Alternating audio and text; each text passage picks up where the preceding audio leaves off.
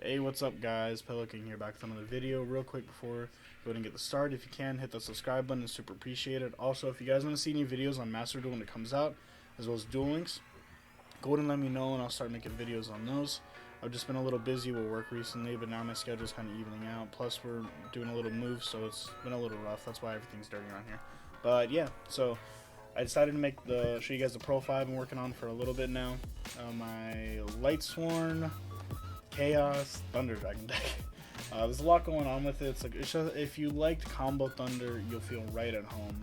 The deck is super fun to play. If you want something that's not exactly meta, but you want to play something that's super effective, then I highly recommend this deck. We're just going to go through it real quick because I don't like to make my videos too long because, you know, I'm not going to exploit it for ad revenue.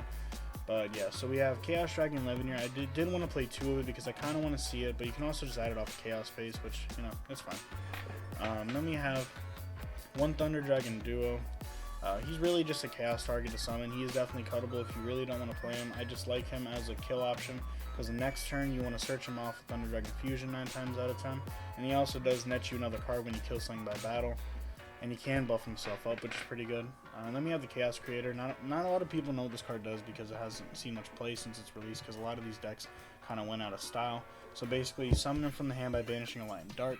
Then you target 3 banished monsters, and it can be yours or your opponent's, which is really cool. And you special summon them, and then the rest go to the bottom of the deck. So if you do want to get rid of cards in someone's banished pile too, you can do it that way. Or if you want to use one of theirs, that's another big thing. Then we have 2 Thunder Dragon Roar. You don't really want to open this card too much, so that's why I have 2 of it. But it's not bad to open. You can put it to 3 if you want. I just feel 2 has been the best ratio for me. Thunder Dragon Hawk was another card. It's only at 2 because you definitely don't want to usually see this in your opening hand if you don't need to, because opening without Thunder Dragons in the grave or banished sucks. And we play 1 Scythe because it is a part of the combo because we're evil bastards. And triple Thunder Dragon. It just helps us get monsters in the grave, also discard fodder, and you know, it helps us fuel up our Thunder Dragon Fusion if needed. Then we play 3 Thunder Dragon Dark. He's the best one, and so that's why we play 3 of it. Yeah. Then we play triple Wolf because we want to mill it off of you know, Charge, Raiden, Minerva, Chaos Ruler, anything, because he does get triggered as well off of the Chaos Ruler, which is really cool. So yeah. I'm going to play 1 Black Dragon Collapse Serpent as well as 1 White Dragon Wyvern Buster. These cards are just too good to not play in any Chaos deck. Yeah. I'm playing triple Raiden because he's one of our better normal summons along with Aloof Lupine. Aloof Lupine is our best normal summon. You can play him or Seyfried. They both have their situations where they're pretty good. Like Aloof Lupine is better with any Thunder card, and you have a lot of targets for it. So that's why, you know, I opted in to play him, especially because this is pretty geared towards Thunder. But Seyfried does let you get stuff like Chaos Legionnaire back, as well as it does let you discard a 4 and maybe search a Wyvern Buster or something like that. So it is pretty cool in regards to that. But at the end I did opt in for Aloof Lupine, but you can swap it out. We're playing 2 Lumina for Reborn plays, because we do summon Saryuya sometimes, and we can special summon her and then Reborn. It's crazy. Then we play Minerva. Most people don't know what this does, basically, but you can normal summon it and then add a Light Dragon type from your deck to your hand with a level less than number of Lightsworns in your grave. That never happens, but if it's sent from hand or deck to grave, mill a card. Yeah. Then we're playing 1 Plague Spider, 2 Thunder Dragon Matrix. Then we're playing triple Allure of Darkness because we do have a lot of darks, and our darks, when they get banished, usually do something pretty good. Usually. And we're playing triple Charge the Light Brigade because it mills and it adds a Lightsworn, so it gets cards in the graveyard to fuel the rest of our turn.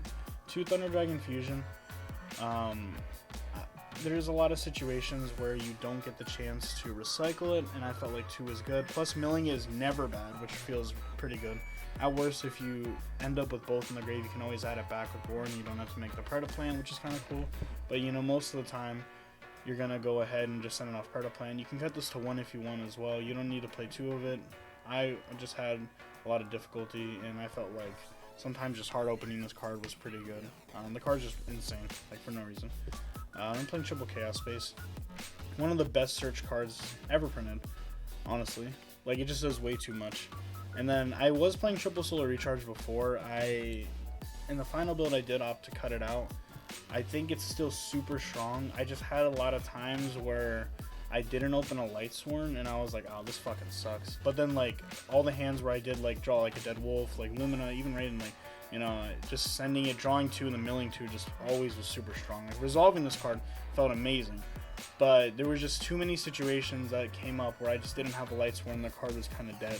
And I'd have to like hope I hit a Lightsworn off this, or I just have a dead card in my hand. And that's it for the main deck. For the extra deck, we're looking at 2 Titan. I just always want to be able to summon Titan. I'm always going to recycle one with the other. So if they manage to kill one, God knows how, because he's a beefcake. But if they manage to kill one, we just shuffle back in with the other, with the Thunder Dragon Fusion, and rinse and repeat for as long as I need to. And then we're playing 1 Chaos Roller. This is also one of the most broken synchros ever printed. Like, holy crap. This card is so good, especially in this deck, because most of your targets are pretty good to hit, especially because you have stuff like Chaos Legionnaire, Duo, Chaos Creator, Hawk. Like, there's just so many good things. And then we're playing 1 Minerva as well as 1 Savage. Savage is just generic negate that you can put up, and then Minerva's pretty good. She also outs cards in herself because she doesn't target, which is really nice. But milling 3 and then potentially drawing cards because you milled like 2 wolves is pretty fucking nuts. Then we're playing 1 Star Yuya. It does come up, but not as often as you think. This is definitely a flex spot in the deck. If you really want to, you don't have to play it. I just really like this card because it does help me extend. Plus drawing 4 so you can see side deck cards in an actual tournament is pretty good. I feel like if you guys ever do take this to an actual locals or anything, I would highly recommend your side deck be all like blowout cards. You know, because this deck plays so many, like, there's no real room for hand traps. But, you know, if you can play, like, blowout cards, Lightning Storm, Droplets, Dark Ruler, Tactics, stuff like that would be a pretty good idea. Yeah, we're also playing Apo. This usually is a part of the combo. Sometimes you don't make it. It really depends on what you want to do. That's why I really like this deck, because you just do whatever you want. You know, there's no specific direction to take this deck. It's really just super fun to play. And then we're playing Curious. She's super broken, and if she does die by battle or leaves by your opponent's card effect, you can target 1 card, any card, and add it to your hand from the graveyard, which is crazy. You can target this, Thunder Dragon, it doesn't matter. And then you're playing 1 Unicorn for the IP play, but it's also just generic spot removals. Same thing with Phoenix. Then we're playing Dagda because he's a part of the combo, as well as Hulk. It's just a good extender, helps you get to cards like Flex Shredder, Minerva if you need it, things like that.